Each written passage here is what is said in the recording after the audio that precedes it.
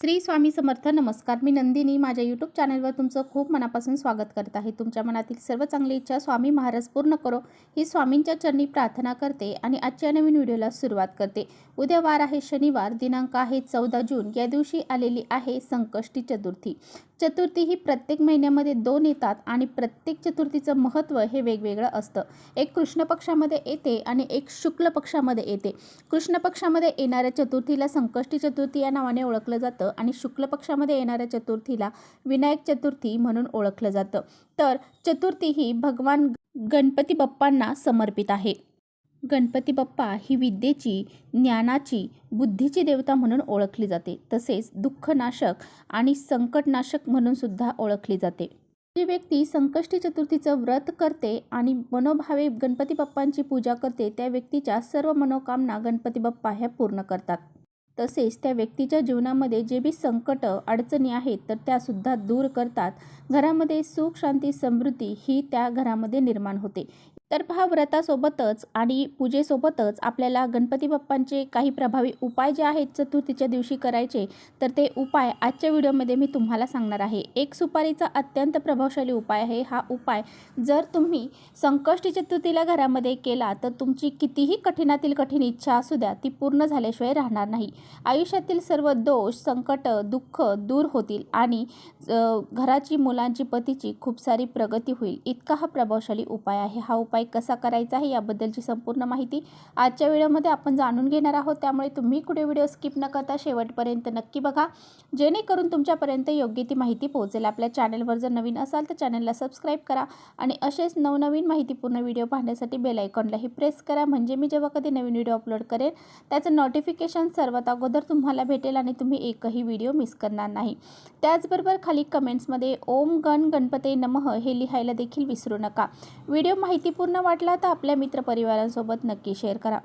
तर ज्येष्ठ महिन्यातील कृष्ण पक्षातील संकष्टी चतुर्थीला कृष्णपिंगल संकष्टी चतुर्थी म्हणून ओळखलं जातं. कृष्णपिंगल संकष्टी चतुर्थी व्रताची पूजा विधी मनोभावे केल्याने जीवनातील सर्व दोष अडचणी दूर होतात आणि मनातील सर्व इच्छा देखील पूर्ण होतात. तर संकटापासून मुक्ती या व्रताने भगवान गणेश सर्व विघ्न आणि संकट दूर करतात. भक्तांना सुख, समृद्धी आणि शांती प्रदान करतात. तसेच आई आपल्या मुलांच्या दीर्घायुष्यासाठी, त्यांच्या जीवनातील संकटापासून संरक्षणासाठी हे व्रत करत असते. तर आजच्या व्हिडिओमध्ये जो काही उपाय मी तुम्हाला सांगणार आहे तर हा उपाय तुम्हाला सकाळपासून ते संध्याकाळपर्यंत जेव्हा वेळ भेटेल तेव्हा करायचा आहे.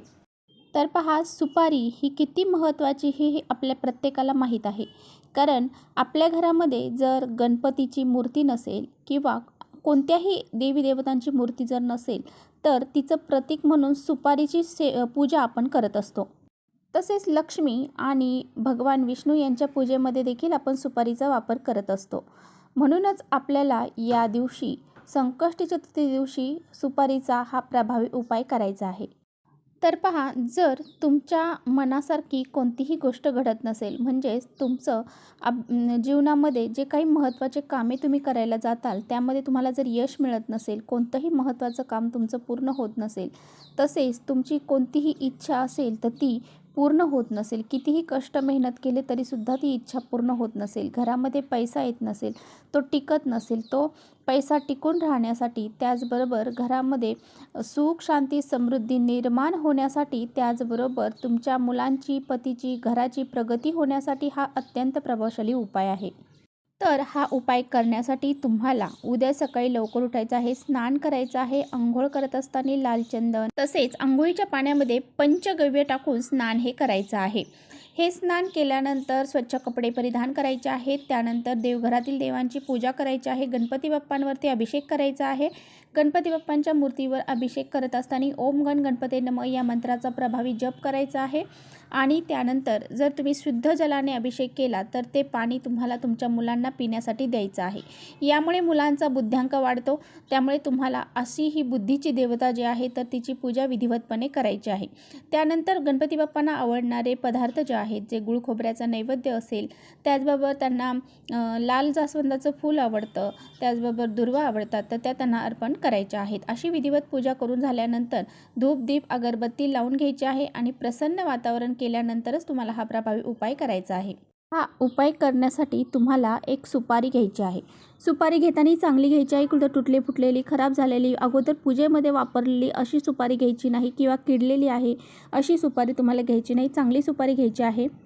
यानंतर आसन टाकून बसायचं आहे आणि त्यानंतर एक तुम्हाला प्लेट घ्यायची आहे किंवा तामण घेऊ शकता। त्यामध्ये तुम्हाला ही सुपारी ठेवायची आहे। 11 पळी पाने तुम्हाला त्या सुपारीवरती अभिषेक करायचा आहे। ओम गण गणपते नमः, ओम गण गणपते नमः या मंत्राचा जप करत अभिषेक करायचा आहे। तर तुम्हाला काय करायचं आहे, एक छोटासा लाल कलरचा कपडा घ्यायचा आहे, तो गणपती बाप्पांसमोर तुम्हाला अंतरवायचा आहे। त्यावरती थोड्याशा अक्षता ठेवायच्या आहेत आणि त्यावरती ही सुपारी तुम्हाला ठेवायची आहे। या सुपारीला हळद, कुंकू, अक्षदा, धूप, दीप, अगरबत्ती ओवाळून घ्यायची आहे। एक फूल अर्पण करायचं आहे। यानंतर एका वाटीमध्ये तुम्हाला 11 तांदळाचे दाणे घ्यायचे आहेत। हे अखंड घ्यायचे आहे, कुठं तुटले फुटलेले घ्यायचे नाही। त्यामध्ये थोडेसे हळद कुंकू टाकून ते लाल पिवळ्या करायच्या आहेत। त्यातली एक अक्षदा स्वतःच्या उजव्या हातामध्ये घ्यायची आहे आणि त्यानंतर इदम अक्षतम ओम गण गणपते नमः या मंत्राचा जप करायचा आहे आणि तो अक्षदाचा दाना जो आहे तर तो तुम्हाला सुपारीवरती अर्पण करायचा आहे। परत दुसरा अक्षदाचा दाना घ्यायचा आहे आणि परत हा मंत्र जो आहे तर तो तुम्हाला म्हणायचा आहे। इदम अक्षतम ओम गण गणपते नमः हा मंत्र परत एकदा म्हणायचा। असं आपल्याला 11 वेळा 11 अक्षदा टाकताना म्हणायचं आहे। यानंतर दोन्ही हात जोडून गणपती बाप्पांना तुमच्या घरातील ज्या समस्या आहेत त्या दूर होण्यासाठी, तुमची जी इच्छा आहे तर ती पूर्ण होण्यासाठी प्रार्थना करायची आहे। ओम गण गणपते नमः या मंत्राचा 108 वेळा जप करायचा आहे। 1 वेळा गणपती बाप्पांचं गणपती अथर्व शीर्षाचं पठण करायचं आहे। या दिवशी गणेश तत्व हे 1000 पटीने पृथ्वी तलावरती जागृत अवस्थेमध्ये असते आणि या वेळेमध्ये जर आपण असे काही प्रभावी उपाय जर केले तर त्याचे फळ हे आपल्याला अवश्य प्राप्त होते। त्यामुळे आपल्याला या सर्व ज्या गोष्टी आहेत तर त्या अशा विशिष्ट तिथींना करायच्या असतात। दिवसभर तुम्हाला ती सुपारी तिथेच गणपती बाप्पांसमोर ठेवायची आहे आणि संध्याकाळी सायंकाळच्या वेळी ती त्या कपड्यामध्ये तुम्हाला बांधायची आहे आणि हे सर्व तुम्हाला घेऊन जायचं आहे गणपती बाप्पांच्या मंदिरामध्ये। संध्याकाळी ती सुपारी तशीच त्या कपड्यासोबत उचलायची आहे आणि गणपती बाप्पांच्या मंदिरात जाऊन गणपती बाप्पांना अर्पण करायचे आहे आणि पुन्हा तिथे दोन्ही हात जोडून तुमच्या ज्या मनातल्या इच्छा आहेत तर त्या व्यक्त करायच्या आहेत। तुम्ही गणपती बाप्पांना प्रार्थना करायची आहे, तुमचे संकट विघ्न दूर होण्यासाठी प्रार्थना करायची आहे आणि ज्या काही इच्छा असतील तर त्यासुद्धा सांगायच्या आहेत। अशा पद्धतीने हा प्रभावी उपाय उद्या तुम्हाला आवर्जून करायचा आहे। आणि जर तुमच्या घराजवळ गणपती बाप्पांचं मंदिर नसेल तर तुम्हाला काय करायचं आहे तर ती सुपारी तुमच्या तिजोरीमध्ये तशीच पोटली करून ठेवून द्यायची आहे किंवा मग तुमचा एखादा व्यवसाय असेल तर त्याच्या तिजोरीमध्ये ठेवली तरी चालेल किंवा तुमच्या मुख्य दरवाजावरती बांधून ठेवली तरी चालेल। अशा पद्धतीने हा प्रभावी उपाय तुम्हाला उद्या आवर्जून करायचा आहे। तर चला इथेच थांबवते। माझा व्हिडिओ थोडा जरी आवडला असेल तर नक्की लाईक करा। चॅनलवर नवीन असाल तर चॅनलला सबस्क्राईब करा। परत भेटूया अशा छानशा व्हिडिओसोबत। तोपर्यंत श्री स्वामी समर्थ।